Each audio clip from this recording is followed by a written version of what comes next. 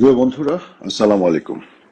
আপনারা জানেন আমি আমার একটি স্টেটমেন্টের মাধ্যমে উল্লেখ করেছি যে ইউনূসের এই অবৈধ সরকার, এই সরকারকে চলে যেতে হবে এবং একটি তত্ত্বাবধায়ক সরকার আসতে হবে এবং সেই তত্ত্বাবধায়ক সরকারের অধীনে একটি নির্বাচন হতে হবে।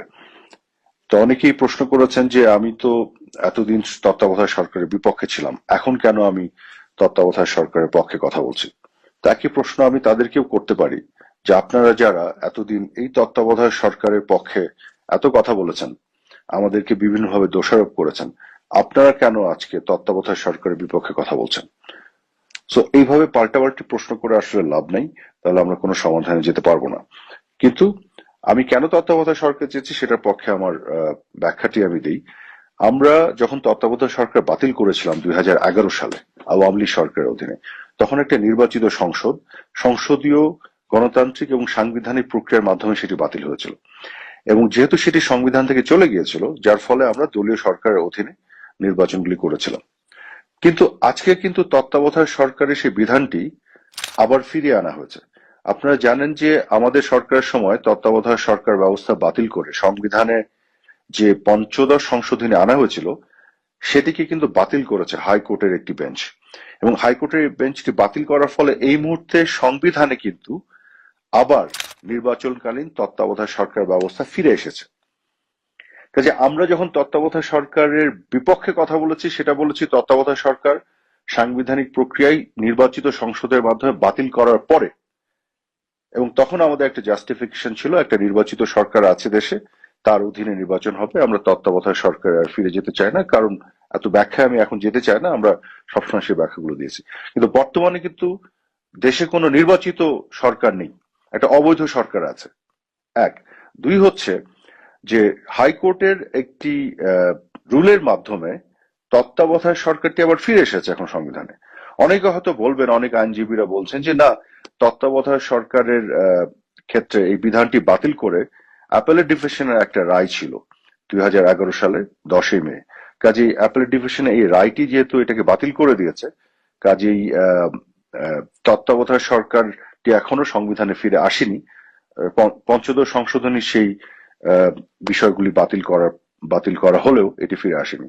কিন্তু আমার বক্তব্য এখানে একটু ভিন্ন, সেটি হচ্ছে যে অ্যাপেলেট ডিভিশনের যে রায়টি আছে, তত্ত্বাবধায়ক সরকারের ব্যবস্থা বাতিল করে যে রায়টি দিয়েছিল, সেই রায়ের উপরে কিন্তু একটা রিভিউ পিটিশন করা আছে এবং সেই রিভিউ পিটিশন কিন্তু শুনানির অপেক্ষা আছে। অর্থাৎ এটি কিন্তু সাবজুডিস, এটা কিন্তু নিষ্পন্ন নয়, নিষ্পত্তি হয়নি।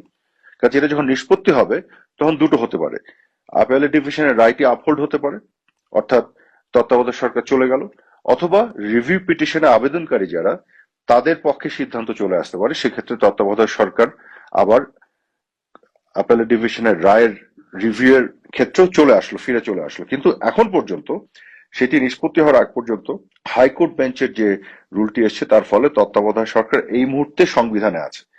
যেহেতু এটি এই মুহূর্তে সংবিধানে আছে, সেই কারণে আমি তত্ত্বাবধায়ক সরকারের অধীনে নির্বাচন চেয়েছি। এবং যেহেতু এই মুহূর্তে একটি নির্বাচিত সরকার নেই এবং একটি অবৈধ সরকার আছে, কাজেই সেই ক্ষেত্রে আমি তত্ত্বাবধায়ক সরকারের অধীনে নির্বাচন চেয়েছি। কাজে আমার প্রশ্ন হচ্ছে, আপনারা যারা এতদিন গলা ফাটিয়েছেন, ফেনা তুলে ফেলেছেন মুখে তত্ত্বাবধায়ক সরকার, নির্দলীয় তত্ত্বাবধায়ক সরকার বলে, তাদের আজকে এত সমস্যা হচ্ছে কেন? আপনারা তো আমার সাথে সুর মিলে নির্দলীয় নিরপেক্ষ তত্ত্বাবধায়ক সরকার চাওয়া উচিত, এতদিন ধরে চেয়েছেন, এখন কেন চাচ্ছেন না? আপনারা কেন আপনাদের পজিশন বদলে ফেললেন? তো আমার কথা হলো যে আমরা যদি পাল্টাপাল্টি করতে থাকি, তাহলে আমরা কোনো সমাধানে যাব না। আমাদের সত্যিকার অর্থে একটি নির্বাচন প্রয়োজন এবং সেই নির্বাচনে আমাদের একটি নির্দলীয় নিরপেক্ষ তত্ত্বাবধায়ক সরকার এবং সেই সরকার কে একটা পরিবেশ তৈরি করতে হবে সবার জন্য সমান সুযোগ দেওয়ার। সেই কথাটি কিন্তু আপনারা এতদিন বলে আসছেন।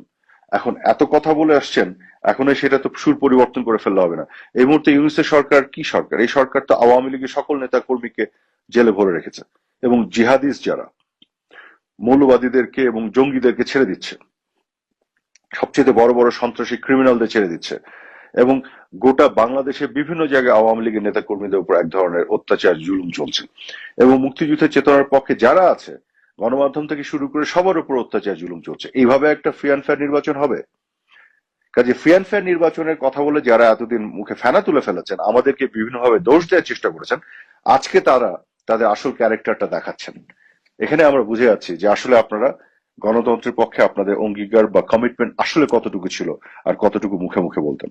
তো এখন আমি যেটা মনে করি, এই সবকিছু বাদ দিয়ে আমাদের একটা সত্যিকার অর্থে একটা এগ্রিমেন্টে যেতে হবে। সেই এগ্রিমেন্টটা হচ্ছে জনগণের জায়গা থেকে সত্যিকার অর্থে যাতে জনগণ ভোট দিয়ে একটি সংসদ নির্বাচন করতে পারে, সেই নির্বাচনের ব্যবস্থা করে, এবং সেটি এই নির্বাচন শুধু নয়, অনাগত কালে যত নির্বাচন হবে সকল নির্বাচন যেন সব ধরনের বিতর্ক ঊর্ধ্বে থেকে হতে পারে, এরকম একটি এগ্রিমেন্টে আমাদের আসলে পৌঁছানো দরকার।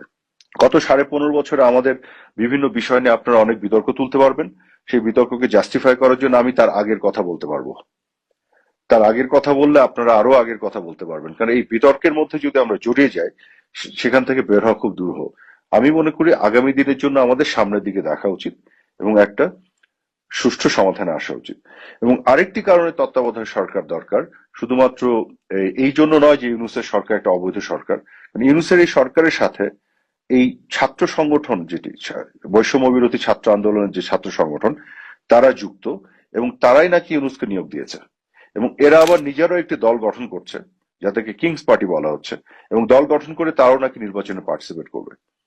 তাহলে এই সরকার কিন্তু আর নির্দলীয় সরকার থাকলো না, অবৈধ তো বটেই, এটা আবার দলীয় সরকারও হয়ে গেল। তাহলে আপনারা যারা নির্দলীয় নিরপেক্ষ সরকারের অধীনে এতদিন তত্ত্বাবধায়ক সরকার অধীনে নির্বাচন চেয়েছেন, এই দাবি তো আপনাদেরই তোলা উচিত সবার আগে।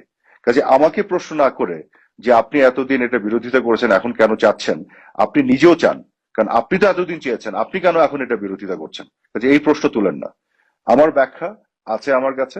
আমরা তত্ত্বাবধায়ক সরকার বাতিল করেছিলাম, এবং বাতিল করার পরে যখন এটি সংবিধানে ছিল না, তারপর থেকে আমরা তত্ত্বাবধায়কের সরকারের বিরোধিতা করেছি। বাট এই মুহূর্তে তত্ত্বাবধায়ক সরকার সংবিধানে আছে, কাজেই এখন আমরা তত্ত্বাবধায়ক সরকার চাচ্ছি। এছাড়াও আমাদের সময় আমরা ছিলাম নির্বাচিত সরকার, সেই নির্বাচিত সরকারের অধীনে নির্বাচন, তত্ত্বাবধায়ক সরকার বাদ দিয়ে। আর এখন যে সরকার আছে এটা তো নির্বাচিত না, তো অবৈধ সরকার, অসাংবিধানিক সরকার। কাজে এখন তো আরো জরুরি হয়ে পড়েছে কেন একটি তত্ত্বাবধায়ক সরকার আসা দরকার, কারণ তত্ত্বাবধায়ক সরকারটি কিন্তু এখন আবার একটি সাংবিধানিক সরকার হবে, কারণ সংবিধানে সেই বিধানটি আবার চলে এসেছে বলে। আশা করি আমি এই বিষয়টি বোঝাতে সক্ষম হয়েছি। কাজে এই ধরনের বিতর্কে এসেন না।